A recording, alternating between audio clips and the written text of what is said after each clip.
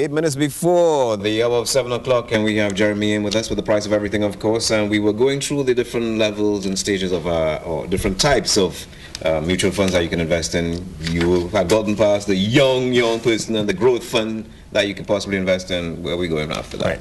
I might have skipped the stage. This is life cycle planning. Now we're looking at adult calling.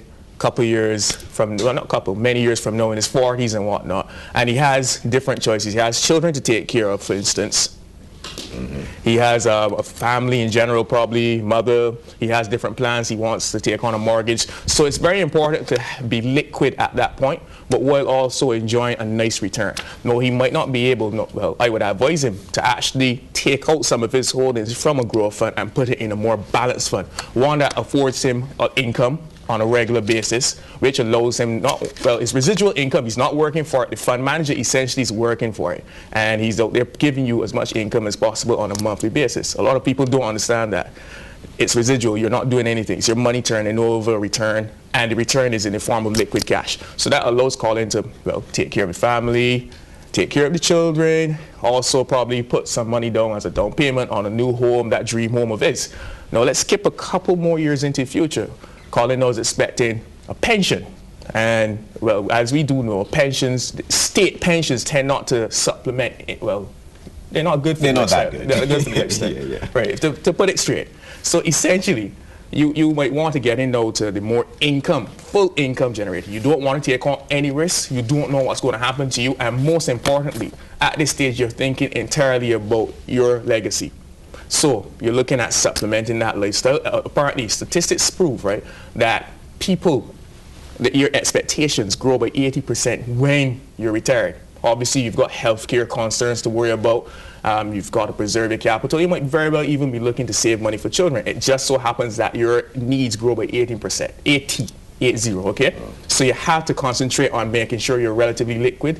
Have to make sure you have money coming in to supplement that state income, and also the state pension, and the pension probably coming from the private sector if you were in the private sector. So which fund is this one?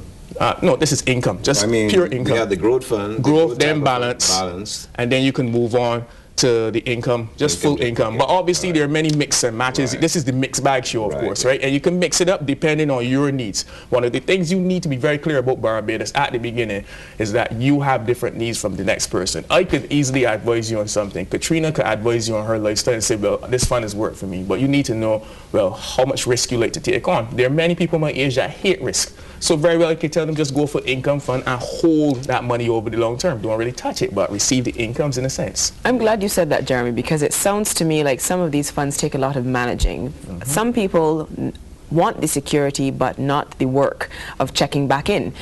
Which of these funds would you recommend for someone who wants to put the money aside and walk away, let it work for them in the event that they need it, but not the whole hand-holding, management running back to it kind of thing? All right, I'll answer this question in 2 ways. Number one, you need to be vigilant, because again, if you remember from last week, the investment manager's skill has a lot to do with your return, and you have to hold the investment manager accountable. As an investor in a mutual fund, you essentially become a shareholder. Remember that. So you're privy to certain types of information that you receive on a monthly basis. You receive, well, if they want to change the strategy, a new prospectus at the end of the year along with the annual report.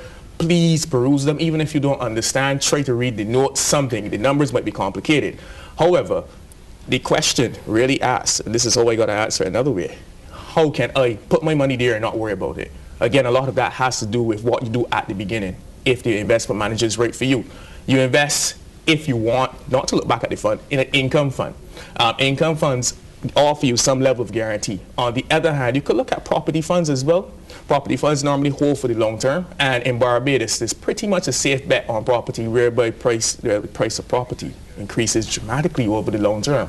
So you could be very well generating a huge amount of savings if you get into property funds, or even a mixture of property and income, or you hold entirely on the income side. Yeah. All right, so is there a good balance of all these types of funds in Barbados available? Yeah, they are an immense amount. I mean, you've got, all right, let's just how do you find out about them? I mean, apart from going down to the Barbados Stock Exchange or that, how do you find out about all this? I always say skip the queue. Online. Online people. Sagicor, you can visit their sites. I mean, I'm not advertising, but let's say you can visit Sagicor sites. Everybody knows about the Fortress ones. You can visit their sites. They have a very great site. Royal Fidelity is a relatively new player in town, so you can very well go on their site and get a lot of information. You can also, well, I'm not too sure how active it is, but you can look at some of the banks as well. They have, well, mutual funds available to them.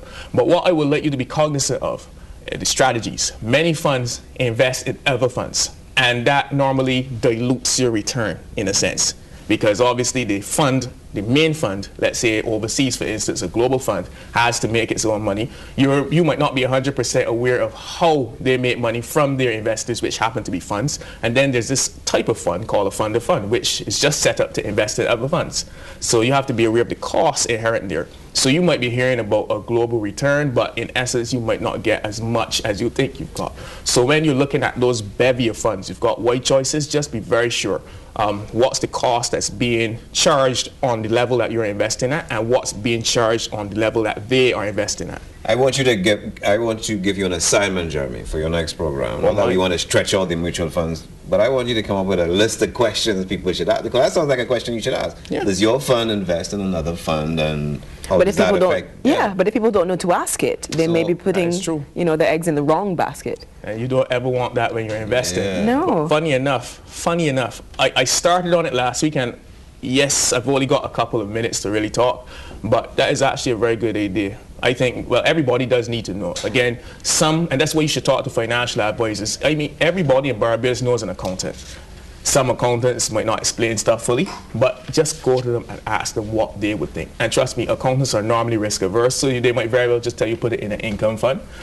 You've got other people who might understand growth funds. I myself, and I'm an investor in a growth fund for the time I was 18, but for me, my personal best would be to invest and manage your own investments, but that's because I've got the skill. So you need to ask a cross-section of people. You can ask Katrina and Colin. Thank you very much, Jeremy. Thanks, Jeremy. Stephen, the price of everything. And of course, you'll be back again next Thursday.